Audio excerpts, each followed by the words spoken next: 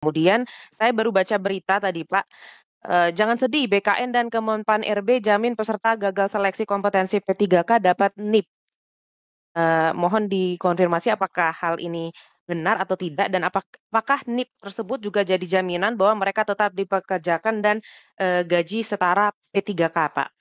Kemudian, pertanyaan berikutnya, saya mendengar beberapa aspirasi dari tenaga honorer yang masuk dalam prioritas pengangkatan P3K, tapi kualifikasi pendidikannya diturunkan, Pak. Yang harusnya lulusan S1, S2, tapi demi diangkat menjadi P3K ini harus rela formasi kualifikasi pendidikannya diturunkan menjadi SMA, Pak. Mengapa demikian kira-kira? Apakah ke depan mereka bisa melakukan penyetaraan sesuai dengan pendidikan terakhirnya atau tidak? Mungkin, demikian, Pak. Terima kasih atas kesempatannya. Wajib selesai di tahun 2024 di Desember. Bagaimana ini kalau tidak selesai? Kalau saja kita me- mengatur regulasi terkait dengan aturan-aturan tentang tes, itu kan sekedar instrumen. Namun ingat, jangan sampai instrumen ini melalaikan kita dari tanggung jawab undang-undang. Kalau tidak selesai ini bagaimana? Inkonstitusional, melanggar undang-undang. Saya tidak bicara ini harus ada formasi itu. Itu berbicara masalah instrumen, tapi ini harus selesai. Karena apa? Dari tahun 2005 sampai dengan tahun 2024 itu belum ada pengangkatan seperti P3K atau pemutihan. Sudah 20 tahun mereka. Maka ingat, kita harus memanusiakan mereka sebagai manusia. Itu intinya. Jadi itu harus tuntas dalam tahun ini mekanismenya. Bu Menteri dicari bagaimana caranya yang lebih mudah. Demikian pimpinan. Terima kasih. Assalamualaikum warahmatullahi wabarakatuh. Ya, ketika penataan ASN yang akan kita lakukan ini, kita berharap tidak mengganggu terhadap pelaksanaan pemerintahan dan mendorong peningkatan kualitas profesional ASN dan memberikan kesempatan seluruh warga negara untuk masuk tenaga non ASN. Jadi saat ini kan kita sesuai dengan yang sudah diumumkan oleh Bapak Presiden Joko Widodo, presiden sebelumnya, bahwa kita akan untuk tenaga non ASN itu kita akan menerima sekitar 1,7 tenaga non ASN, 7 juta formasi yang kita sediakan. Tetapi ternyata dari pemerintah daerah tidak apa namanya, memenuhi formasi yang sudah kita sediakan. Jadi sekitar 1 juta, sedikit saja yang formasi sudah yang mereka ajukan.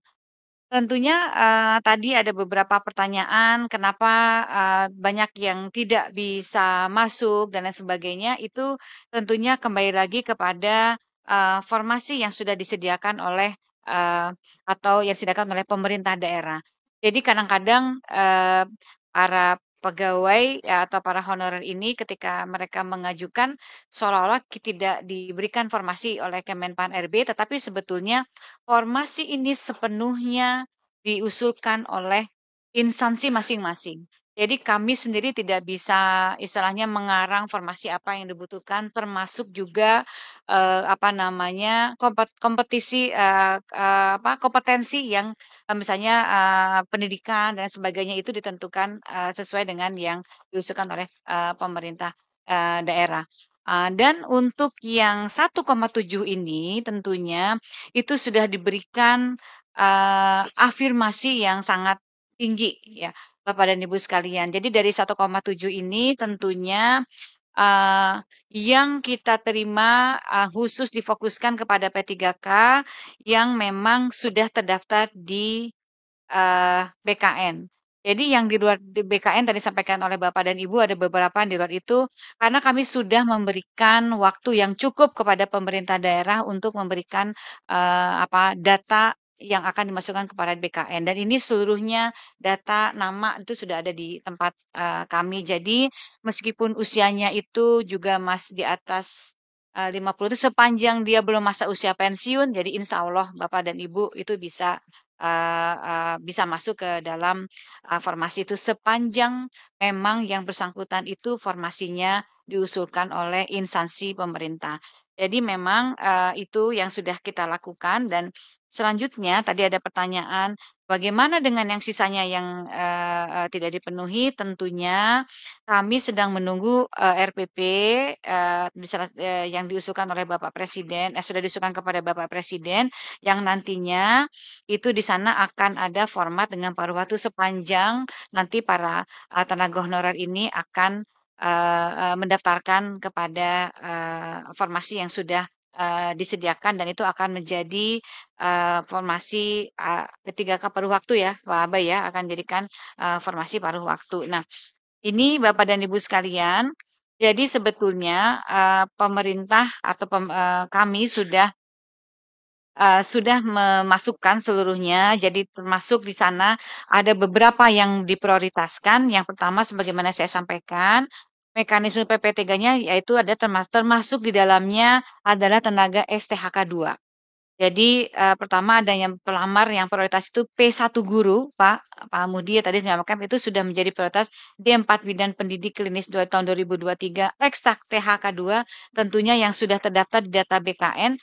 Kenapa kita ini karena memang komitmen pemerintah untuk menyelesaikan seluruh tenaga honorer dan kita meminta seluruh instansi pemerintah untuk segera mendatakan ke kami sejak tahun 2022 dan itu yang akan menjadi, basic data yang akan kita gunakan untuk, penerimaan di database ASN dan, eee, kalau memang ini tidak kita selesaikan tentunya akan terus, bertambah, untuk tenaga, PHK, non-ASN ini. Kemudian yang berikutnya juga yang, diprioritaskan adalah tenaga non-ASN yang sering terdata yang didata di data non-ASN dan yang aktif bekerja.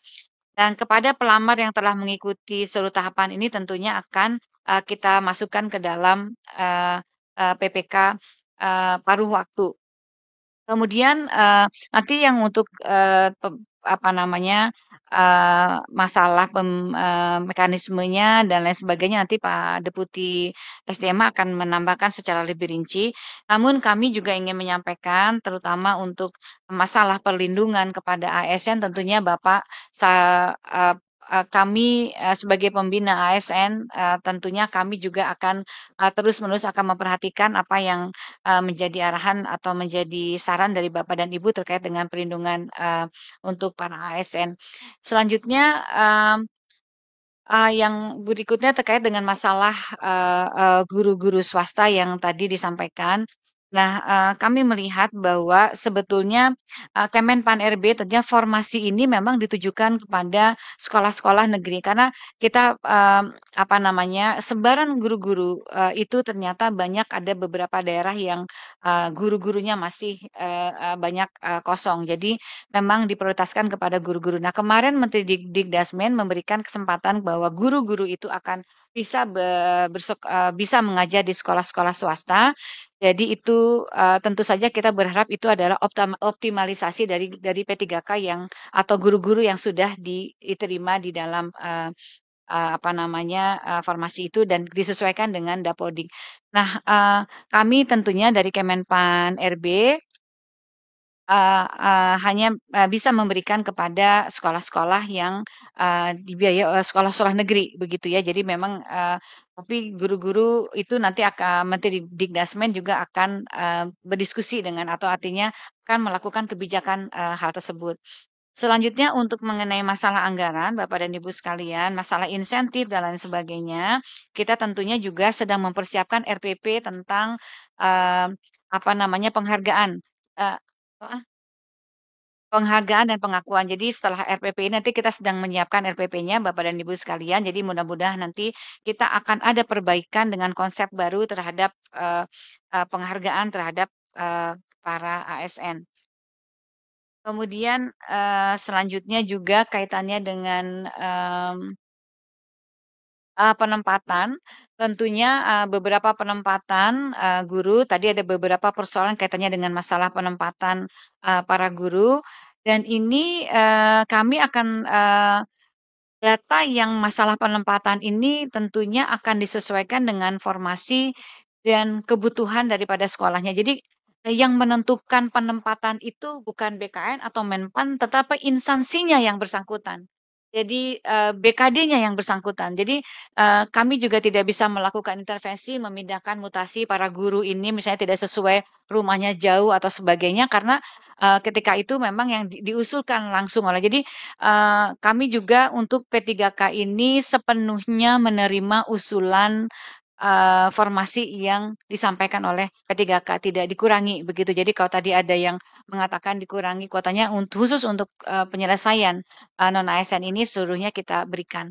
Jadi Bapak dan Ibu sekalian, ini pada kesempatan ini juga barangkali, Bapak Ibu DPD menjadi jembatan kami kepada para daerah untuk bisa, memberikan komunikasi yang baik bahwa, kepada pemerintah daerah untuk, lebih teliti, lebih komprehensif ketika mengajukan, formasi. Karena kan memang sepenuhnya formasi ini diusulkan oleh pemerintah daerah. Nah, selanjutnya mungkin ada beberapa informasi yang lebih detail akan disampaikan oleh, Deputi